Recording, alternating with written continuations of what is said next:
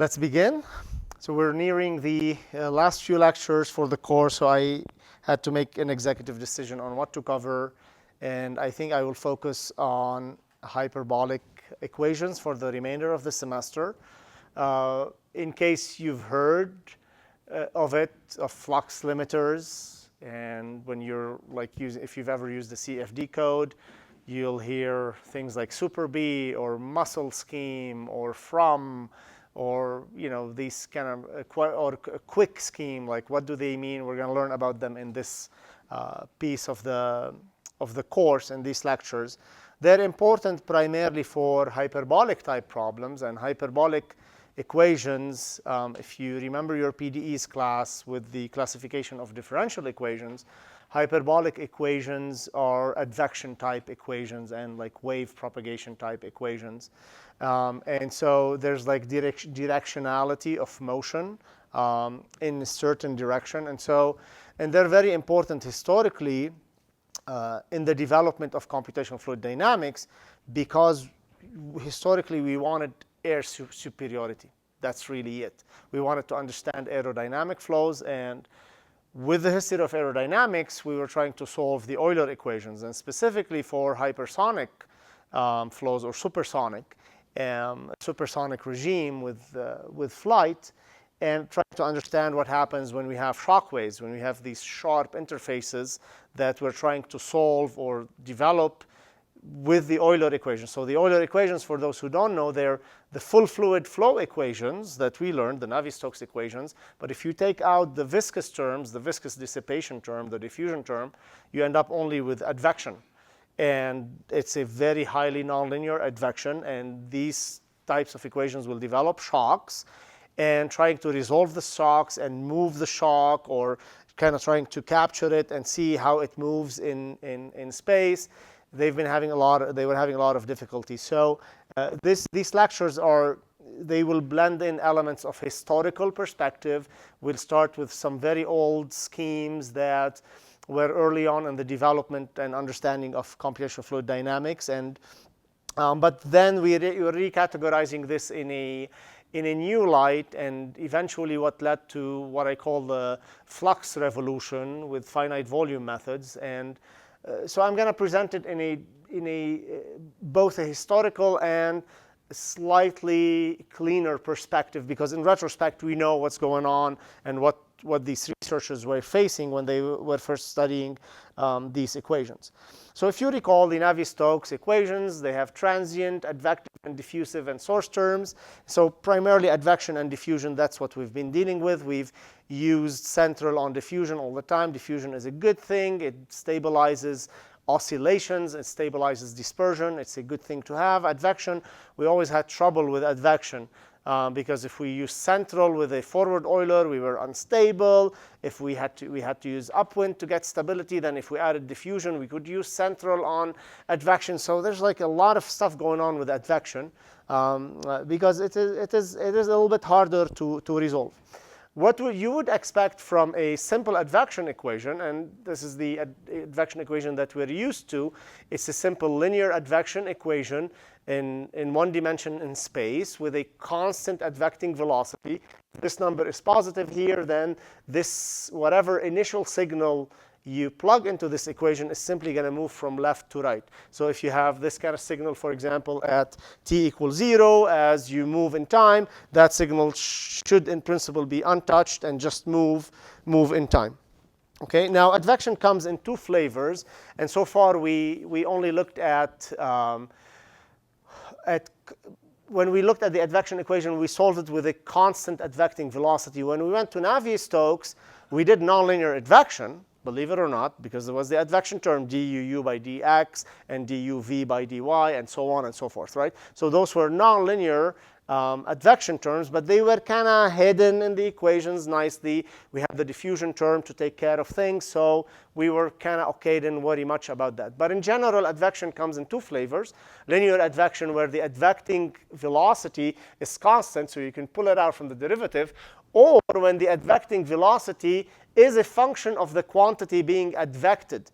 So here, if I'm advecting u, say momentum, per unit volume, or per unit mass, and then momentum per unit mass, and then the advecting speed is a function of momentum itself. Could be u squared, could be, some constant times u, but the point is that the advecting velocity is a function of the advected quantity itself. So that makes nonlinear advection quite interesting. And specifically in a scenario where you could have, let's say you take this equation where you have u du dx, so you're kind of advecting yourself, right? And so if the quantity of interest is u, and it looks like this, let's say you have this kind of shape, so you have a positive values for u here and negative values for u here, and a stationary point there, then this piece of the signal, because it is positive and because the advecting speed is a function of it, is going to try to advect from left to right. Agreed?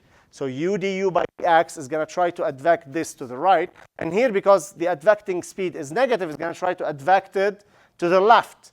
And what happens in this situation, you start forming a shock wave, or you start forming a steepened wave, if you don't want to call it shock, as a hard term. And so this is an example of the Invisit-Burgers equation. If you haven't heard of this equation, or you have, it's like a simplified version of the Navier-Stokes equations. It has nonlinear advection, but it's 1D, and sometimes we add diffusion to it. So what I've done here is I've taken this equation, I artificially added diffusion just to stabilize the numerical method, but I want to show you how you start with a signal and then how you can form a shock or a steepened wave. So you see, if you look at the bottom one, we started with a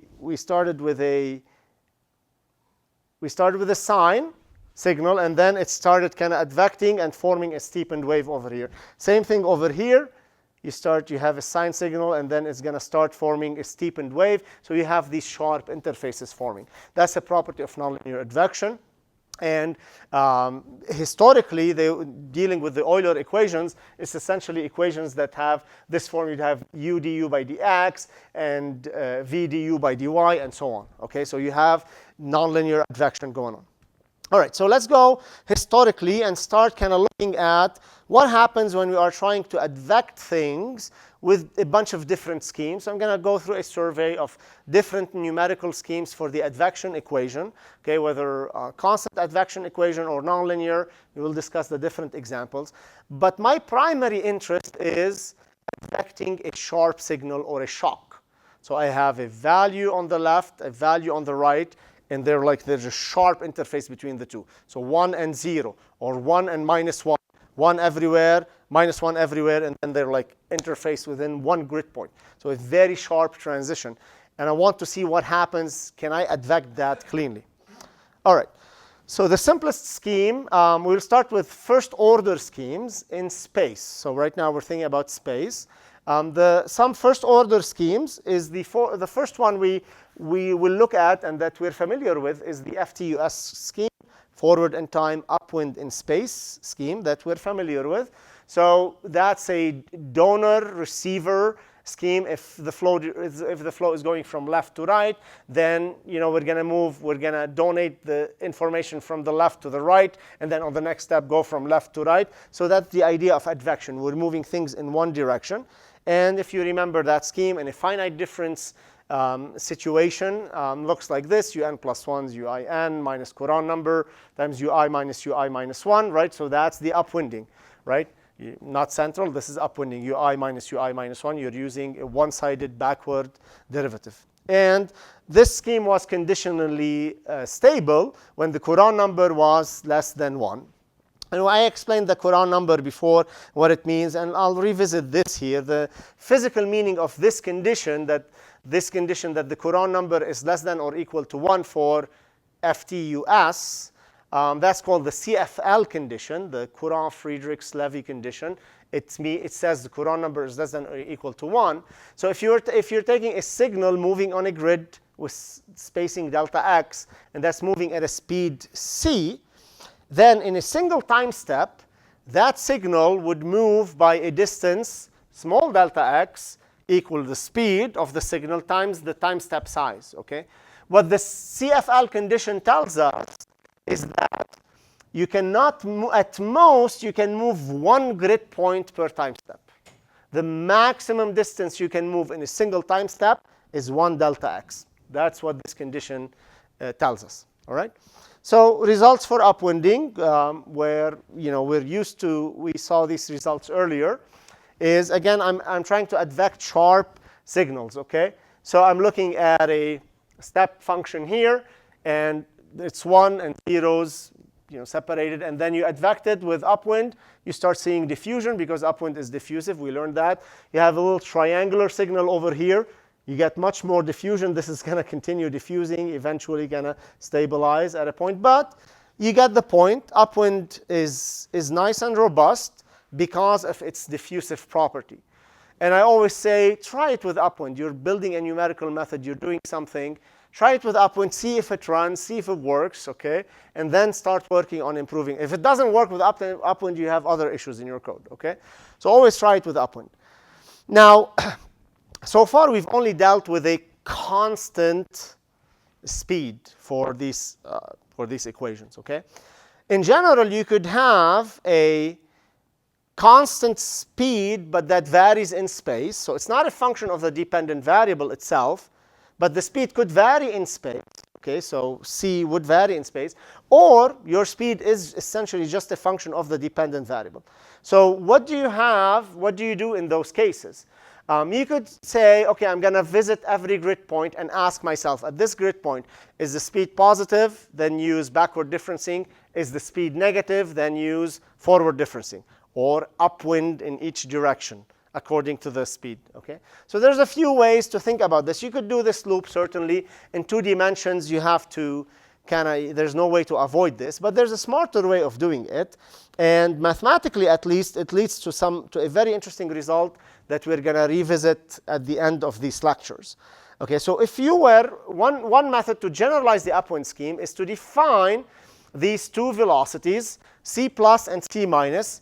And this is at any point I. So you can define this in one shot as an array. So let's say you have some specified velocity profile across your grid, goes positive and negative. Right? You can define these velocities for the entire grid. It takes the first one is c plus at each grid point I, is half the actual velocity, the signed velocity at I, plus the absolute value of that velocity. So if ci is 5, then this would be 5. If ci is minus 5, this would be still 5. And you define c minus as half of ci, the signed velocity, minus the absolute value of that velocity. So what I'm trying to do here is I'm trying to blend upwinding regardless of the sign of the velocity. And if we combine them together as follows, so c plus really designates the backward difference if things are moving from left to right, and c minus designates when things are moving from right to left, when c is negative. And if you combine them this way, this is combining a backward difference and the forward difference. So this would be if your velocity is positive, if c is positive, then this guy will be 0. Agreed? If c is positive, then it would be positive minus, it would be c minus c. Then this would be 0, and you'll recover the standard backward differencing. If c is negative, then this would be a minus value plus a positive value. It will go away, and you'll end up with minus. You'll end up with the negative speed for this term, and you'll get the forward differencing. So in one shot, without having to worry about doing if statements, is that you can combine, you can do generalized upwinding in one equation without having to do if statements. If statements are not a good idea in your code. Once you start a loop, you're going to want to make this loop run as fast as possible. If you break it at every time to check the velocity, that's a bad idea. I'd rather computing these, doing a for loop over the grid, and just computing these arrays, and you can vectorize them in Python, actually, is very cheap to do this. This is nothing. You just compute every step. There's no if statements. And then use this, and you get your upwinded scheme regardless of the direction of your velocity. So this would be super useful when you are in 2 dimensions. Okay? So here's an example of this is an initial signal that I'm trying to advect with this velocity that depends on space. So it's negative over here, then goes to 0, and then it's positive over there. So what I expect to happen is that this point is going to remain unmoved, so that would be this point over here. This piece of the signal is going to move to the right, and this piece is going to move to the left. And I'm going to use the formula I used in the previous slide, and this is what happens. Okay? So that signal is being split apart because the velocity is negative in this direction. We're going to upwind. It's going to move this way, so we're going to use forward differencing. Over here, it's moving this way, so we're going to use backward differencing. Okay. Now, a really cool thing happens, before you get to the bottom here, a really cool thing happens when this was our combined form, okay? But then if you actually take these values here and plug them in here, C and absolute value of C and so on, and you rearrange things a little bit, you get something really, really cool for the upwind scheme. You get a second order approximation for the advection term, right? This is ui plus 1 minus ui minus 1 over 2 delta x. That's central differencing on the first derivative, right? And we know that was unconditionally unstable, right? And the only way to stabilize it would have been to add some diffusion term. And indeed, you see the upwind brings up a little diffusion term. Now, what does this look like? It looks like the approximation of a second derivative, which is diffusion. And so indeed, the upwind, you can see the diffusive piece of the upwind scheme over here, and a central differencing. So you can think of upwind as central differencing, which is unconditionally unstable, plus the stabilizing diffusion. And the coefficient on this diffusion is always positive because you have the absolute value of the velocity here, of the speed. It's always positive, dt over delta x over 2. So that would be the diffusion coefficient. Now, there's another way to generalize the upwind scheme. And again, so those would be the two formulas if we were going, if the speed was positive, if the speed is negative at some grid point. You can define this double max whatever symbol. And if you define this symbol, so this is not a norm or an absolute value. It's actually a maximum value of a and 0. So if you define this symbol as the maximum of a and 0, then you can write your upwind scheme as such. It's the backward difference multiplied by the max of ci and 0 minus the forward difference, ui plus 1 minus ui, times the maximum of minus ci and 0. So you can reason about this yourself. If c is positive, then this would be bigger than this one, right? So this will be ci, but minus ci, if ci is positive, so minus ci would be less than 0. So this would be 0, right? And then if this velocity is negative, then this would be 0, and minus ci would become positive. So this would become non-zero, and you'll get forward differencing. So you get the correct forward or backward differencing, or the correct upwinding. So eventually, we're going to evolve this discussion. Instead of thinking about I plus 1 and I minus 1, we're going to eventually write everything as upwind, downwind, far upwind, far downwind. So you don't have to worry about forward or backward difference. And then in your code, you reason what is upwind and what is downwind. Okay, it's a very superior nomenclature to all of this. Okay. Another scheme that is first order in time and space is the Lax-Friedrich scheme. And I'm just going to explain it very, very briefly here. It starts with a unstable central differencing formula for advection. Okay, which is this guy, central differencing on advection. We know that's unconditionally unstable.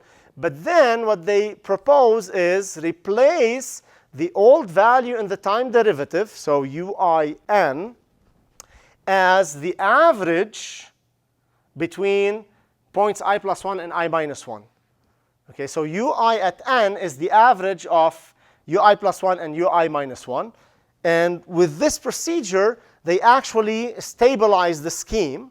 Okay, and if you look at the modified equation, it results in your original advection equation plus a stabilizing diffusion term plus some dispersion. Okay, so but it's a very diffusive scheme, Lax-Friedrich. So historically, when these schemes were developed, okay, they were trying all sorts of schemes, and this didn't work, this worked, this was diffusive, this was dispersive. The problem with this scheme is that it has the similar properties to upwinding in the sense that it needs to obey the CFL condition. It is first order in time and space with a little condition here that we'll discuss in a second. And it is also conditionally consistent. Remember that consistency means that a scheme should solve the original differential equation as the grid resolution goes to 0. Okay?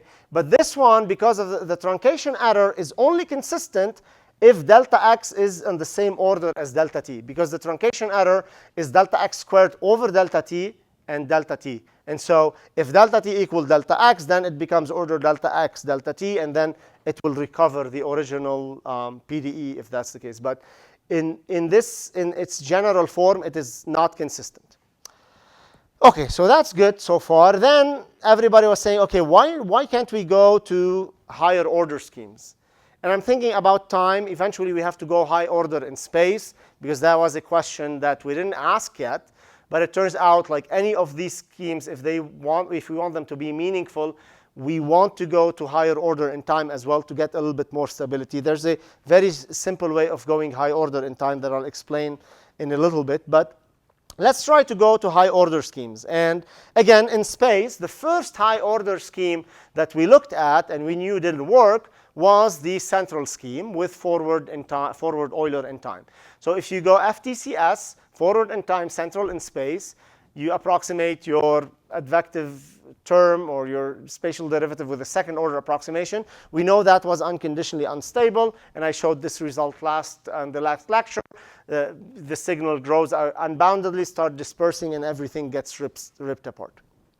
Okay, so then they asked, okay, what about changing the time integrator? Because there's two things at play here, and we really haven't talked at all about time integrators in this class, and unfortunately, we don't have much time to talk about time integrators. But time integrators are generally part of the theory of ODEs, and we assume that everybody has seen something about ODEs, so they know the properties of time integrators. But if you take the central scheme and do it with a backward difference in time, so in other words, instead of doing forward Euler, you do backward Euler. So your slope is approximated at n+1, or the right-hand side is at n+1. Then you get an implicit equation. So notice the difference between this scheme and the FTCS scheme. In the FTCS, you had ui plus 1 minus ui minus 1 at n. Instead, here you have those at n+1. And on the left-hand side, you have n+1. Now, luckily, this equation is linear, so you don't need a nonlinear solver for this one. But you will need to solve it as a system of equations, because this is your formula for un+1. It depends on points at i+1, at I, and I minus 1. So if you write an equation at each point, it's going to be coupled to the next point, and so on and so forth. So you have to solve them all together as a system of equations. Okay? And so what this ends up with, at least for this linear equation, is simply a tridiagonal system that you can invert very easily, with nu being the Courant number. And this is periodic, actually. So if you want to derive this equation in your homework, this system, you'll consider periodicity, and you'll get these terms over here. But this is unconditionally stable because of time-dependent of implicitness in time. The problem with implicit methods is that you'll get a linear system only for linear equations. For nonlinear equations, you will get a large nonlinear system of equations that requires a nonlinear solver. And if you remember your nonlinear solvers, they're nasty, they're complicated, they lead to large, complex calculations. You have issues with initial guesses for nonlinear solvers. It's doable, but people still preferred explicit methods. So we want to avoid any second-order backward differencing or third-order backward differencing to get higher order. We want to avoid any implicitness. We want to stay explicit. Okay, so this becomes out of the question, but we still need at least second order in space. Okay, well, this one kind of resolved this issue of stability, but it's still dispersive. It still has dispersion in it. This scheme still has dispersion. Another scheme that was developed and that is explicit is called the leapfrog method. You probably heard of the leapfrog method in the context of ODEs. This can be applied as well for a partial differential equation. And the idea is that, so instead of going un plus 1 minus un, to get second order in time as well as second order in space, they thought, okay, second order in space is unstable. Maybe we go second order in time.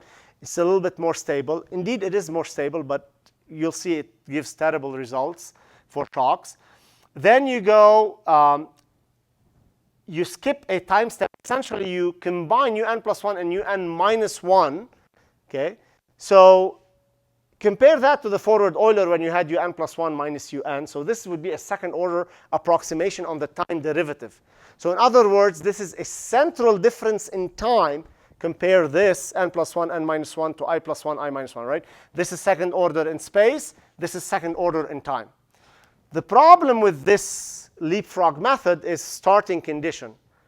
Okay, what do you have at your initial condition? You only have at time level n. You don't have at n minus 1. So you need to start it somehow. Typically, the way we started, we take the first step, we make a forward Euler step. And then, so then we would have at time t0 and time t plus delta t. And then we start running this, because this one at n plus 1 is going to require 2 time levels away. Anyway, this is second order in time and second order in space. Okay, you look at my truncation error here. This is local truncation error in time, which is delta t cubed. Anyways, it's still second order globally in time. The modified equation for this scheme has no diffusion in it, but it has a lot of dispersion. Okay, and we know dispersion is problematic for sharp signals. So we expect this to do a terrible job with a shock. Okay, it's stable for the same Courant number condition, the CFL condition on the Courant number. It's dispersive, and it has startup issues. Okay, so I'll show you some results a little later. Next is the Lax-Wendroff that we discussed last time. So remember, the Lax-Wendroff took the central difference scheme. If you remember the lecture from last time, took the central differencing scheme, which had a negative diffusion term, and artificially added the same positive diffusion term to cancel that out. And what ended up happening with the modified equation is that it ended up being dispersive. And these are the results we saw last time, is that if you're trying to advect a sharp signal, it's going to disperse very, very quickly with the Lax-Wendroff scheme. Another Lax-Wendroff scheme was developed for nonlinear equations. They call it Lax-Wendroff 2, and they also they essentially split the Lax-Wendroff into 2 steps to try to increase order in time. So they do half a time step to n plus half, and then they update that. So this works a little bit better with nonlinear advection, but for linear schemes, it's the same one as the first Lax-Wendroff. Anyway. Another scheme is the McCormack scheme. So I'm going like these schemes, you will hear about them. None of them work well. Okay, they're just okay schemes. Historically, they're very important, but they're interesting schemes, and you should know about them if you're talking CFD to any person. Okay, the McCormack scheme does a predictor-corrector formula. So the idea of predictor-corrector is initially we make a prediction that's a little wrong and then correct it to make it better. So it's an attempt to gain high order in time or in space. So the McCormack scheme starts with the first correction formula. It does a forward difference regardless of the direction of the advection, regardless of the sign of the velocity. It always makes a predictor using a forward difference formula on space, and then takes that and corrects it with a backward formula, and then averages the two. Okay, it is a scheme. Again, it's not perfect, and these are some of the results with the schemes there. Upwind, you know what Upwind looks like. Lax-Wendroff is dispersive. This is a low resolution grid, so you don't see a lot of kind of dispersion over here. The leapfrog, look at it, it's horrible. I was like, when I saw these results, I'm like, this doesn't make sense. Like, what is this? So I thought there was a bug in my code. I tried it on a smooth signal. It works well. But in a sharp signal, this is indeed a result from a numerical calculation with the leapfrog. It's horrible. It's a really bad idea with the leapfrog. Okay. So anyway, these are some schemes that existed. You notice there's like Some of them are second order. It's like a guacamole thing. Like, what are these guys doing? How did you come up with these schemes? Why did you do predictor and corrector? What are you trying to accomplish here? So we're going to try to summarize all of these things and come up with a general strategy to design high-order schemes. We're going to try to design them together and put an umbrella for all of these schemes, okay? But first, we need to go back to finite volume formalism. So all of these schemes that I mentioned, Leapfrog, Lex, Wendroff, McCormack, et cetera, they've been developed over time. Most are based on finite difference formulations, and we now realize that that doesn't work really well for advection. For advection, finite volume formalism is the best formalism you can find because it is conservative and it tries to solve, it's very amenable for advection type problems, okay? Unlike finite difference methods. So the modern view is to return to finite volume formalism. And with finite volume formalism, I want to come back to conservation forms of the equations. So remember in your project 1, I said solve the equations in conservation form, duu by dx, duv by dy, instead of saying this is, I'm going to split them apart and apply continuity and then do u du by dx and v du by dy. I'm going to prove to you here, try to prove to you that the non-conservation form is not a good idea to use with advection time problems or any type of fluid flow problem. And in general, if you remember our original derivation of the Navier-Stokes equations, we were working with fluxes that are coming into a control volume and leaving. Those fluxes could be advective fluxes or diffusive fluxes. And in general, we write the balance equation as time-dependent derivative, again, remember, plus the spatial derivative of the flux. I'm doing it here in 1D. Now, the flux could be just constant times the dependent variable, or like for fluid flow advection, it's u times u, right? So, but in the conservation form, the flux is entirely under the derivative, okay? For diffusion, your flux would be mu du by dx, and that's how you get that second derivative if mu is constant. But the point is, the flux is under that spatial derivative, okay? And that's really important, that we call that the conservation form. Let's discuss some of the benefits of conservation forms. So if you were to take this equation on a one-dimensional, I really like you to focus with me. So if you take this equation and try to apply it on a one-dimensional, I know there's a lot of math here, but this will be helpful for your homework. Okay, so if you take this equation in a one-dimensional setting and say, okay, I'm just going to integrate this over the length of the domain. So this is one-dimensional. It's a one line, right? So we're going to integrate it from 0 to L, let's say. Okay, so it's just simply apply an integral to this equation. Nothing fancy going on here. Okay, now something interesting happens in that the integral of a flux will be equal, in this case, will be equal to the difference between the fluxes at the endpoints, right? Integral of dx by dx is simply f, right? And so this is what you would get, f at L minus f at 0 for this guy. Now, if the fluxes are 0 at the boundaries, so nothing is coming in and nothing is leaving, then we say that u is a conserved quantity, and the integral of du by dt dx over the volume is equal to 0. We say u is a conserved quantity. It's still conserved in the sense that you're accounting for everything, even if the fluxes are not 0. But the interesting case is when the fluxes are 0 at the endpoints. Bottom line is keep this equation in mind, okay, when we go to the next slide. But this is strictly the definition of a conserved quantity. When there's nothing coming in and nothing leaving, a conserved quantity is one where this integral of the time derivative over the volume is equal to 0. Okay. Now, solving an equation in different forms can mess up conservation, okay? So mathematically, these two equations are equivalent. Do you agree? Yep.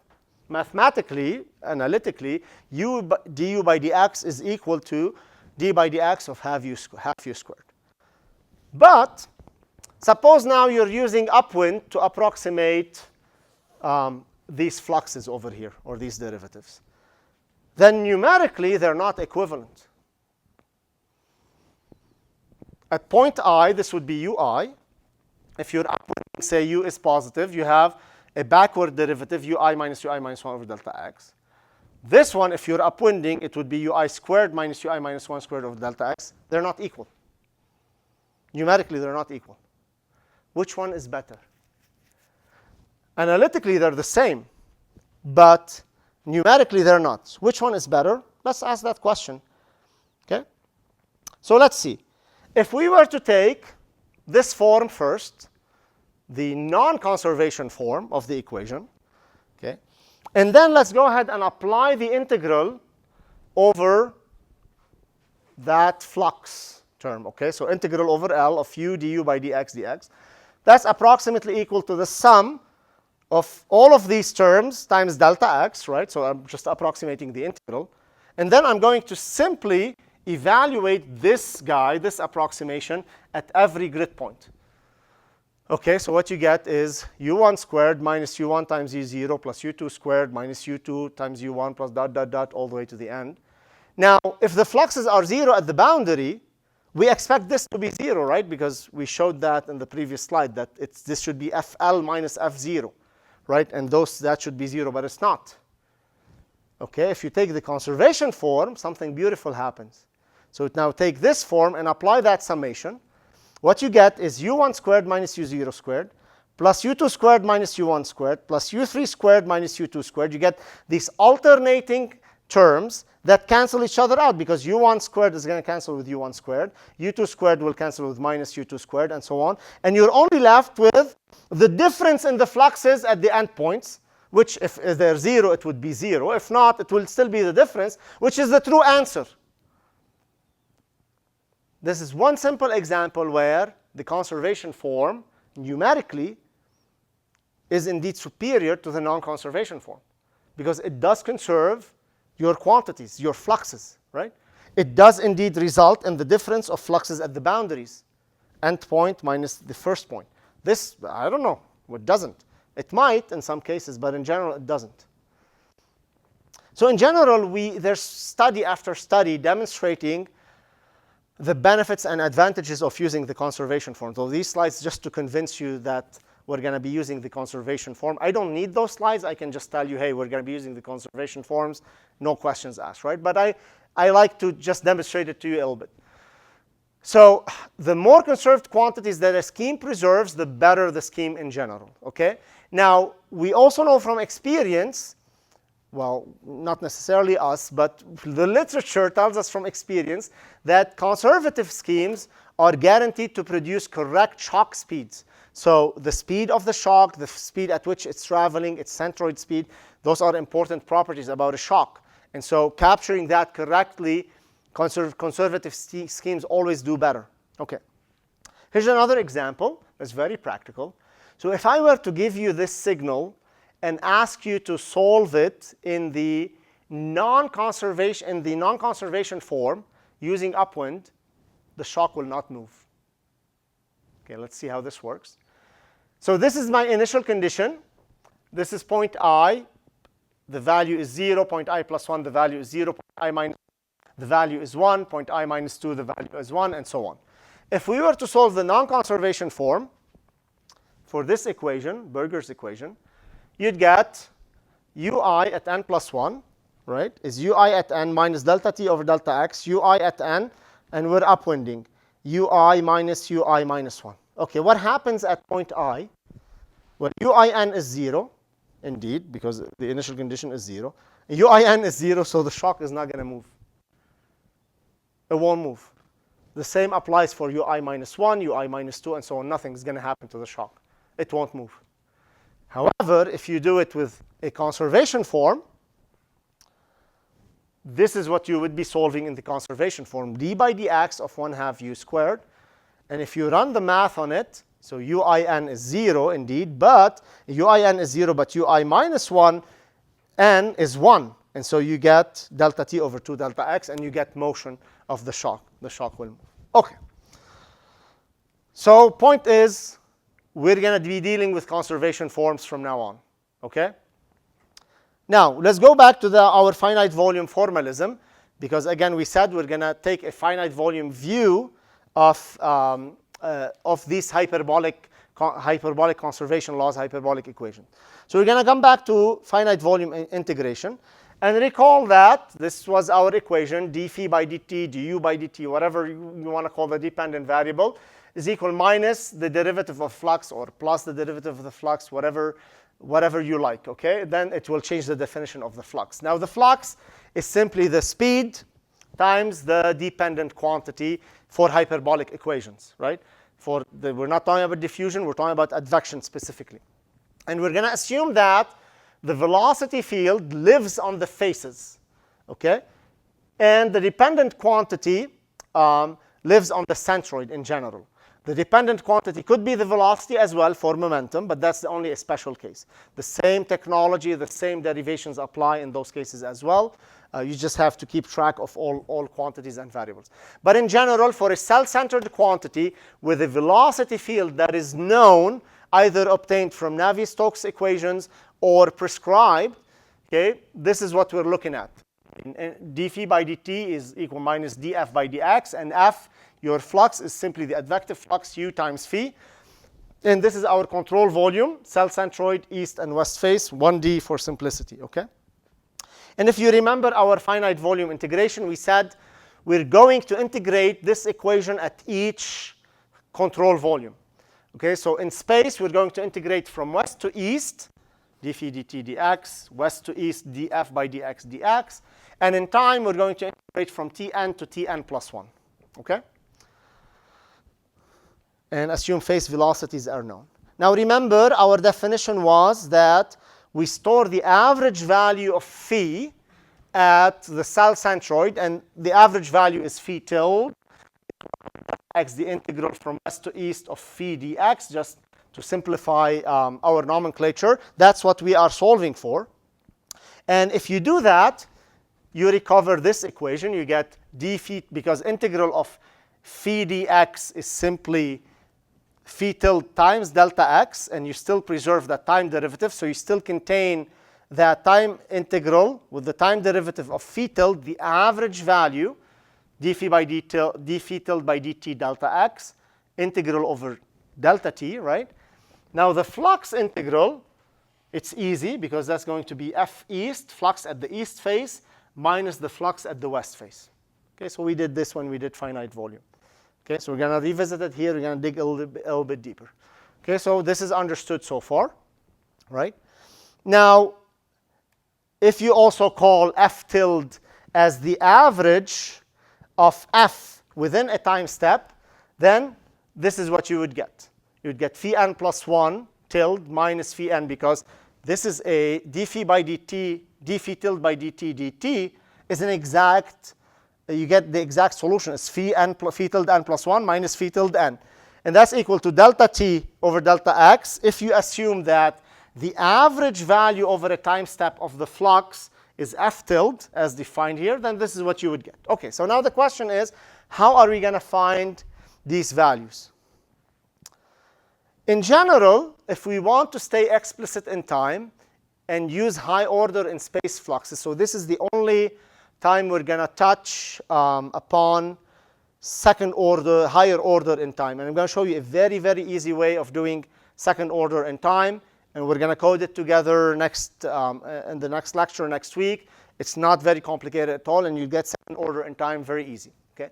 So in general, if we want to stay explicit in time, which is what we wanted, and use high order in space fluxes, we must also use high order time integrators to improve our stability. I know I didn't discuss time integrators because that's kind of part of ODEs in general, but take it for granted that higher order in time integrators in general give you better stability, even if they're explicit. Okay, you'll get more and more stability if you go high order in time.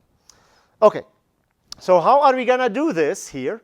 What if we take, we take this integral, and if you think about integral approximations, if you remember your numerical methods, there's the left point rule, right point rule, trapezoidal rule, time integration is nothing more than approximating the integral, the way I wrote it here. So with forward Euler, your approximation would be the left point rule. Forward Euler, you would say that this integral is equal to f at Tn, simply. Backward Euler would be saying that the approximation to this integral would be equal f at Tn plus 1. Okay? Right point rule. The midpoint rule is second order in time, but it essentially requires you to evaluate this function at the midpoint, okay? At the midpoint of the interval. In other words, at Tn plus half, okay? So to get just simply to get second order in time, you have to evaluate the flux at the middle of the time step. But that poses a problem. We don't have the middle of the time step. We have phi n. We're trying to find phi n plus 1. F is a function of phi, right? But like, how do we get the middle of the time step? F is a function of phi. Remember, F is equal to u times phi. So if we know phi at n plus half, we could compute f at n plus half. Well, how do we do it? It's a very simple way. We just do a simple forward Euler approximation. So this would be our final answer, is phi n plus 1 minus phi n equal minus delta t over delta x times the flux, east flux at n plus half minus west flux at n plus half. We don't know n plus half. How the heck do we get it? Well, simple. We first make a predictor for f at n plus half. If we compute phi at n plus half, we can get the flux at n plus half, right? Because the flux is u times phi. So if we do a simple forward Euler approximation for phi n plus half, simply just move it in time at the intermediate time step. So you get delta t over 2 delta x, right? Because this is half a time step. Using f at n, then you have phi n plus half. You use phi n plus half to build fn plus half, and then finally do that correction over here. Okay? So just doing these two steps will get you second order in time. Why? Because we use the midpoint rule to approximate the flux. If we use the left point rule or the right point rule, we'll get forward Euler or backward Euler. Those are first order in time. Okay? Now, you notice here I'm also using fi plus half and fi minus half. That's the same east or west, right? So if you're at grid cell I plus half is the face value, okay, is at the face. Okay. So that's our integration scheme that we're going to be using. I know it's didn't stick in your head yet, but a good nice derivation in the homework will make it really stick, and we'll implement this together in class next Tuesday. Okay, so now here are some rules for the road. Okay, so to design high order schemes in space, instead of having a guacamole approach, we're going to have a more rational approach and say, okay, we're going to assume a profile for the variation of phi between control volumes. Why do we do that? Because that will allow us to get just higher order approximation. If you think about the upwind, it's inheriting the value from the left point or from the right point. So that means the profile is constant. If you think about central differencing, you're taking the average. That means your profile is linear. That gives you the idea. What if I assume a cubic or a quadratic or a sinusoidal profile, right? So then the sky becomes the limit. You can recover all the schemes we discussed about simply by making an assumption on how phi changes in between the points. Remember, we're only solving for the average values. We can say nothing about the change between the grid points. But if you assume a profile for the change between the grid points, you can start building more complicated schemes. We'll see how that works. Now, this does not change the fact that we're still solving the average value for the average value in a cell. Regardless of the profile, you're still finding the average value of this inside the cell. Okay? Now, given our knowledge of advection and its characteristics, our schemes should always be upwind biased, okay, rather than central biased. So for our schemes to be more successful or less dispersive, in the end, they're all going to be dispersive because there's a problem with all of these high order schemes. Okay, but it's still very important in the development of these methods to go through these procedures. Okay, so we want our schemes to be upwind biased. So if I want a second or third order scheme or a fourth order scheme, I need to bias it more to the direction of the upwind, in the direction of the upwind direction. Okay. Okay. Now this is the best part, and this part, what comes next, actually my advisor at the American University of Beirut was instrumental in the development of that nomenclature. I remember I was doing my master's with him, and they were writing the book about finite volume methods. They have a very, very well-cited book on finite volume methods. And so they came up with this they solidified this nomenclature. They were not the first to propose it, but they solidified it, and they use it very effectively. So if you think about things so far, what we have done, when we think about I plus 1 and I minus 1 and I plus 2 and I, we fix the direction in space for the x-axis or the y-axis, because we always go from left to right, I plus 1, I plus 2, I minus 1, right? So we always go in the positive direction. So we fix the direction in space, okay, but we're changing the symbols. We're going I plus, if it's going from left to right, you have to do I minus 1. If you're going from right to left, you have to do I plus 1 minus I, right? So you fix the direction, but you change the symbols. What I'm going to propose here is instead fix the symbols, but change the direction. In other words, I don't want to worry about saying, oh, this is I plus 1 minus I, or I minus 1, etc. I want to say this is upwind minus downwind. What does upwind mean? It depends on the velocity. If the velocity is going this way, then this is upwind. If the velocity is going this way, this is upwind. But the formula stays the same. It's always upwind minus downwind, right? So that's what the beauty of this nomenclature is. Okay, this is the nomenclature we're going to propose. Forget this for a second. What you're looking at here is a bunch of cells, and each cell has a face, okay? And we're going to be located at some arbitrary face over here. Why? Why do I choose this? Because in finite volume methods, in serious codes, we only care about the fluxes. And what we do in practice with these fancy C++ codes, we loop over every cell, every control volume. We ask each control volume, what are your faces? Could be structured, unstructured, in 3 dimensions, could have 10 faces. We ask, what are your faces, Mr. Control Volume? Gives us the faces. For each face, we ask, what is the direction of the velocity? What is the upwind and downwind direction? Build the flux on that face, sum it up, and store it in the control volume. So what matters to me is what happens at a face. That's where the fluxes are built. In the next code we're going to write, we're going to throw away everything we've written so far, and we're going to start writing code in terms of fluxes. Okay? So that's why I'm here living at this arbitrary face. And I'm raising my volume because some of you are falling asleep. So, OK. So I'm here at some arbitrary face f. Don't worry about this picture, because it's going to be the same as this picture. The nomenclature we're going to adopt is as follows. The upwind cell with respect to the face is going to be called C, because that is the cell that we're going to consider as the owner of this face. I didn't call it U. I called it C because the control volume that's going to be relevant to this face and this face, okay? That's just a convention. But it doesn't matter. It turns out it's important in the development of these schemes, and you'll see why. Because when I'm thinking about upwinding, the value at the face is going to be inherited from the upwind volume. So the upwind cell, upwind C. The far upwind is called U, and the far upwind is UU.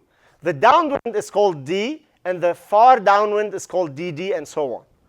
Okay? Now, our schemes that we're developing are never going to go above this stencil. Okay? But you can go wider if you want. You'd have triple D and triple U. Okay, now what we've done here is we fixed the symbol. We fixed the symbol, but we're going to change directions. So in this case, if the velocity is going this way, this would be c, this would be upwind, this would be far upwind, this would be downwind, this would be far downwind. If the velocity is going in this direction, only at this face. Now, what is the upwind cell? This would be upwind, far upwind, far upwind, downwind, far downwind. All our schemes will magically work now, regardless of the velocity, because we're going to express everything in terms of upwind, downwind, far downwind. You swap the velocity, you just have to identify which one is upwind, which one is downwind. And you can do that easily in the code. But the math, you'll have one formula. You don't have, oh, if velocity is positive, then this is the formula. If velocity is negative, this is the formula. No. You think about it. I'm at a face. What is my upwind? What is my downwind? What does my scheme tell me? This is, it's used phi upwind minus phi downwind over 2 and whatever you want to do, okay? All right, so let's start with the upwind scheme. And here I'm assuming this is the upwind cell. This is the downwind cell, so that's the flow direction. But it doesn't matter because the formula will apply in either direction, okay? So what does the upwind, I know we're working on high resolution schemes, but we're going to start with upwind because it's easy to conceptualize. So what happens when we're looking at upwind? So suppose I'm evaluating the flux at this face, F. So the flux is U times phi. What is the value of phi at this face for the upwind scheme? Phi c, not the average. No, it's upwind. You're inheriting the value from the upwind value. So yeah, this is what happens. Phi at the face is simply equal to the upwind value at the control volume. And it's a constant profile. So the assumption here is that phi varies as a constant. It's going to be a stepwise constant. Because over here, when you're at this phase, this would be the upwind value. It's going to pass it on. So you'll have a piecewise constant profile for phi.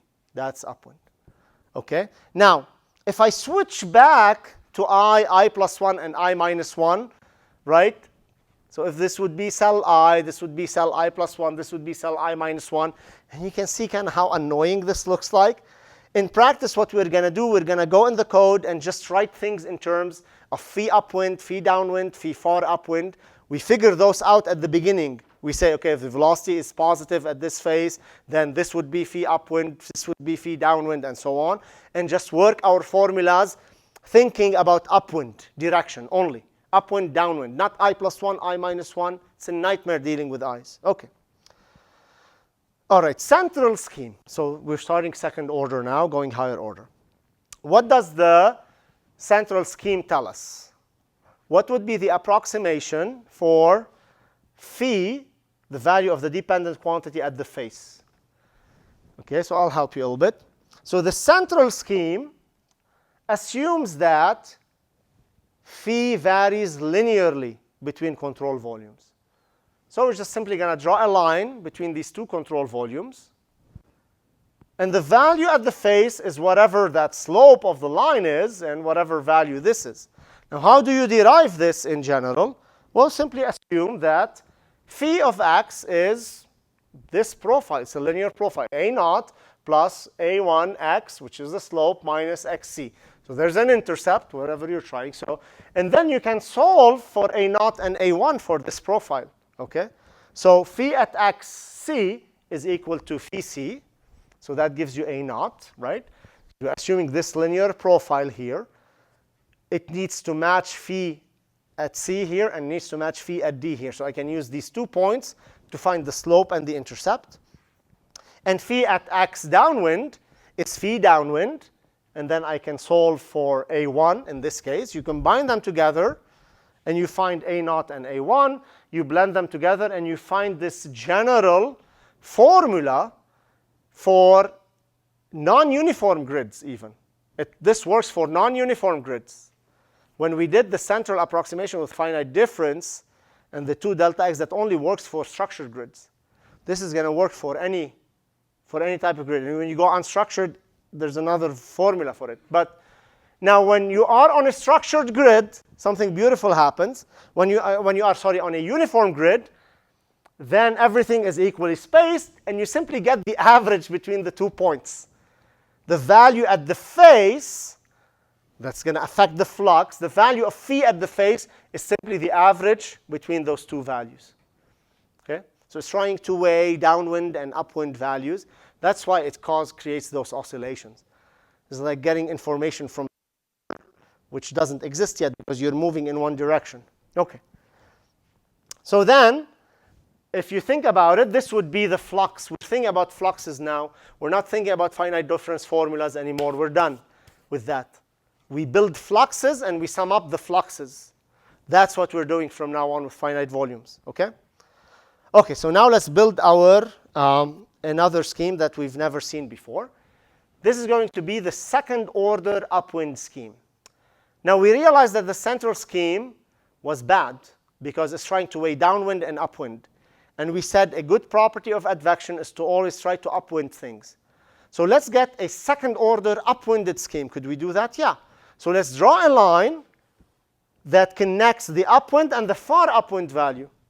So if you draw this straight line, and you pull it like we did with the central scheme, and then you extend it over here, it's going to hit this point, and this would be your value of phi f. So what is the value of phi f? You simply solve for the equation of this straight line and evaluate it at xf with respect to all the other ones. So again, you assume this profile, and you solve for the intercept and the slope, and you get this formula. And interestingly, for uniform grids, you get a really neat weighted balance between upwind and the far upwind value, okay, for phi f. Okay, now this will still result in dispersion, but it's less dispersive than central differencing because it has some diffusion in it. That's the second order upwind. Again, we're thinking about fluxes. I'm not writing the final formula. It doesn't make sense anymore. I'm just thinking about fluxes. Okay, so how do you do this in practice? You go over each phase. You go at this phase and say this is 3/2 times the flux. Here is u, the speed, times phi f, which is 3/2 phi upwind minus 1/2 phi far upwind. You go on this phase.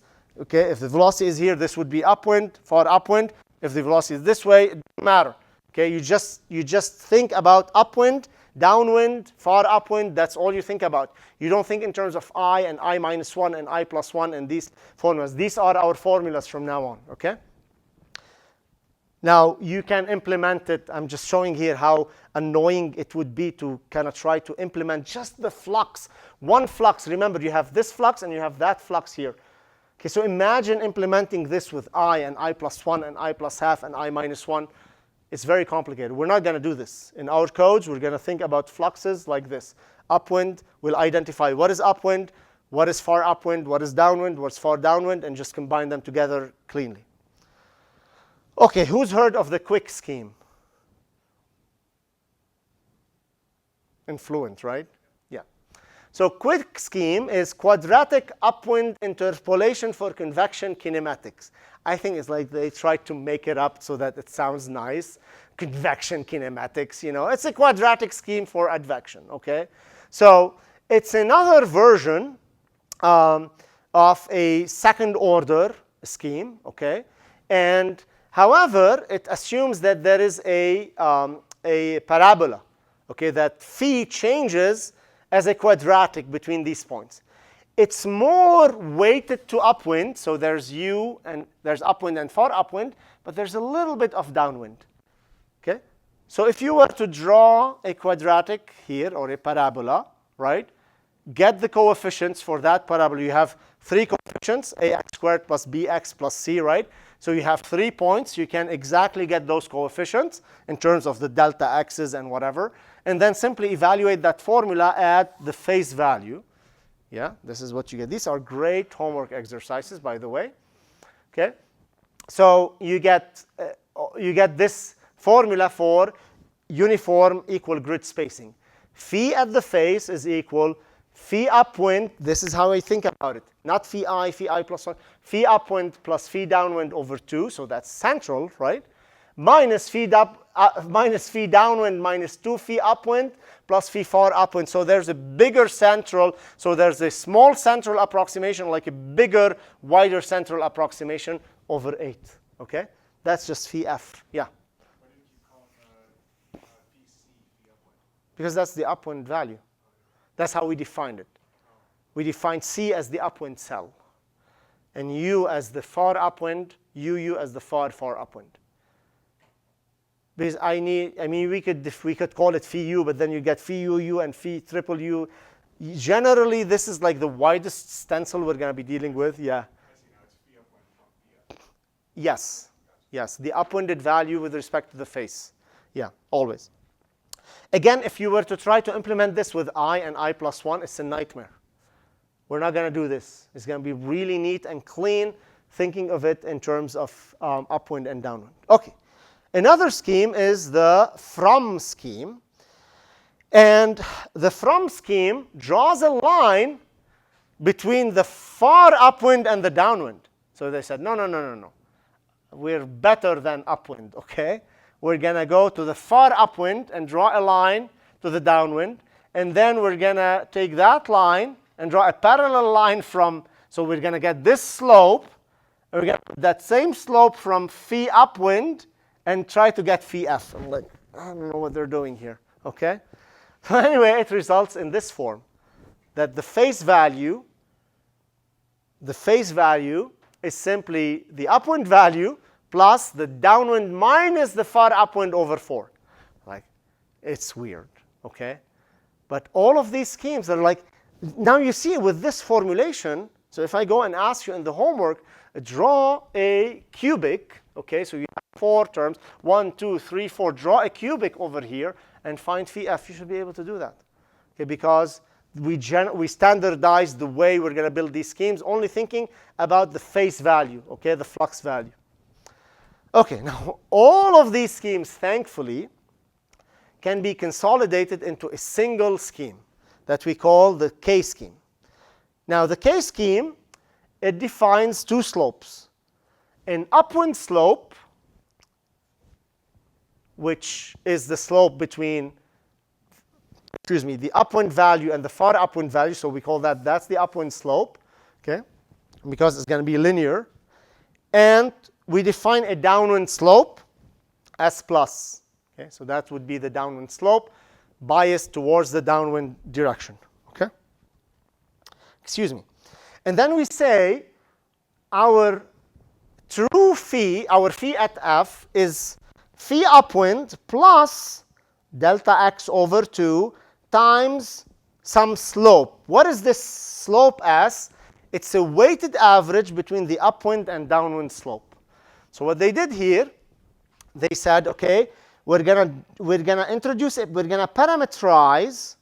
We could have taken the average slope between s minus and s plus, whatever that slope is gonna result, and try to find phi f. But instead, they parameterized it with a parameter k. They said we're gonna take 1 minus k over 2 s minus plus 1 plus k over 2 s plus. If k is 0, you're gonna get half s minus plus half s plus. That would be kind of the average slope between the two. But you can choose any arbitrary k. And it turns out that the choice of k is going to recover all of the schemes that we presented previously.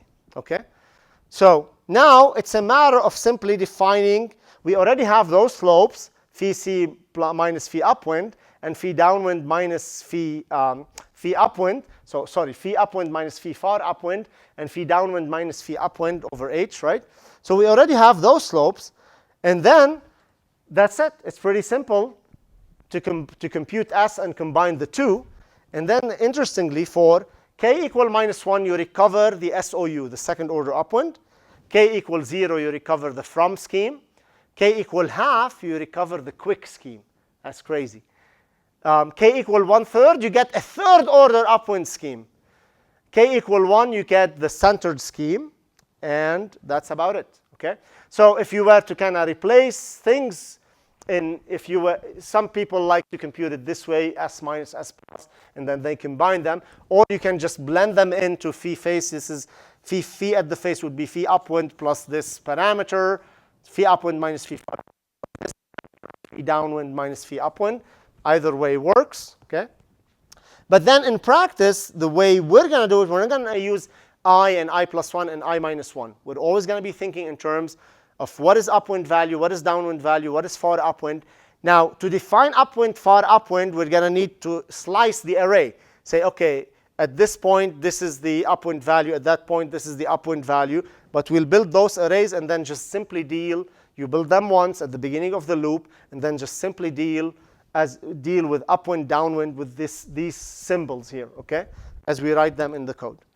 I have an example just how complicated this would be if you were to using I indexing. So if the flow is moving from, if the velocity at this face is from left to right, this would be upwind, far upwind, this would be downwind, etc. This would be the formula. You have I minus 1, I plus 1, and I. Whereas if the flow was reversed, it's still the same formula, but your indexing is going to change, which wouldn't be an issue if you were thinking about it in terms of upwind. Do you have a question? Yeah.